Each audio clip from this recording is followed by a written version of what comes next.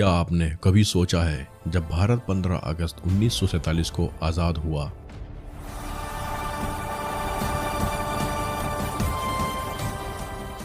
Republic day 26 जनवरी को ही क्यों मनाया जाता है?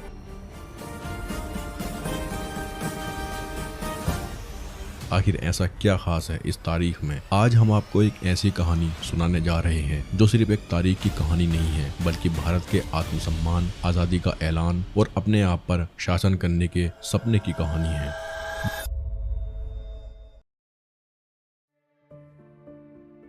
जब भारत पर अंग्रेजों का राज था तो हमारे पास कोई संप्रभु सत्ता नहीं थी। हर कानून, हर फैसला लंदन से तय होता था। भारत सिर्फ एक उपनिवेश था। 1900 के दशक के शुरुआती वर्षों में भारतीयों के भीतर आज़ादी की भावना तेज होती जा रही थी, लेकिन अंग्रेज डोमिनियन स्टेट्स देना चाहते थे, यानी भारत को आधी अधूरी आज़ादी, जैसे कनाडा या ऑस्ट्रेलिया को मिली थी। पर भारतीय स्वतंत्रता सेनानी इससे खुश नहीं थे। उन्हें पूरी आज़ादी चाहिए थी, कंप्लीट फ्रीडम, जिसे हम कहते हैं पूर्ण स्वराज। अब कहानी आती है 1929 की। दिसंबर 1929 में लाहौर में भारतीय राष्ट्रीय कांग्रेस का अधिवेशन हुआ। अध्यक्ष थे पंडित जवाहरलाल नेहरू।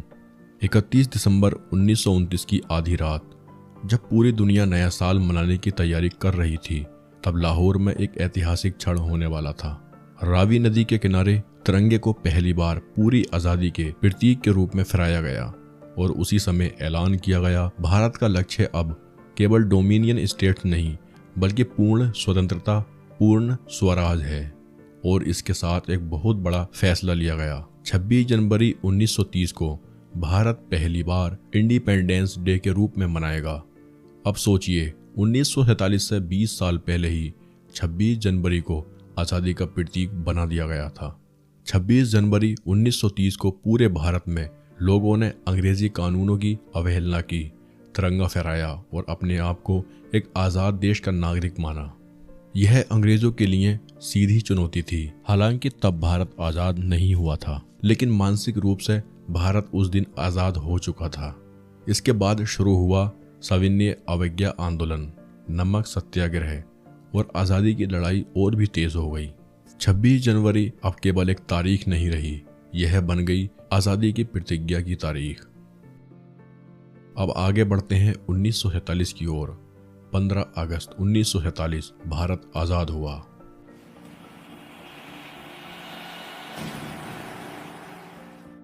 लेकिन एक बात समझनी जरूरी है, 15 अगस्त को भारत को आज़ादी तो मिली, पर भारत एक रिपब्लिक नहीं बना।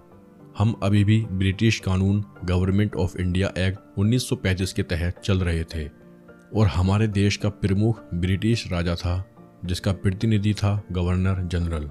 यानी तकनीकी रूप से हम पूरी तरह अपने कानून और संविधान से शासित नहीं थे। इसलिए जरूरत पड़ी अपने संविधान की, एक ऐसा संविधान जो भारत के लोगों द्वारा लिखा जाए और भारत के लोगों के लिए लिखा जाए। 19 दिसंबर 1946 को कॉन्स्टिट्यूएंट असेंबली बनी और 2 साल 11 महीने 18 दिन तक लगातार बहस, विचार और चर्चा हुई। इस ऐतिहासिक काम की क़यादत डॉक्टर भीमराव अंबेडकर ने की। उन्होंने भारत को एक ऐसा संविधान दिया जो दुनिया के सबसे बड़े लोकतंत्र की नींव बना। अब सवाल था, संविधान कब लागू किया जाए, 15 अगस्त को या किसी और दिन? तभी नेताओं को याद आई वो ऐतिहासिक तारीख, 26 जनवरी। वही तारीख जब 1930 में भारत ने पूरी तरह आज़ादी का ऐलान किया था। इसलिए यह तय किया गया कि हम उसी तारीख को अपने संविधान को लागू करेंगे जिस दिन हमने आज़ादी का सपना देखा था।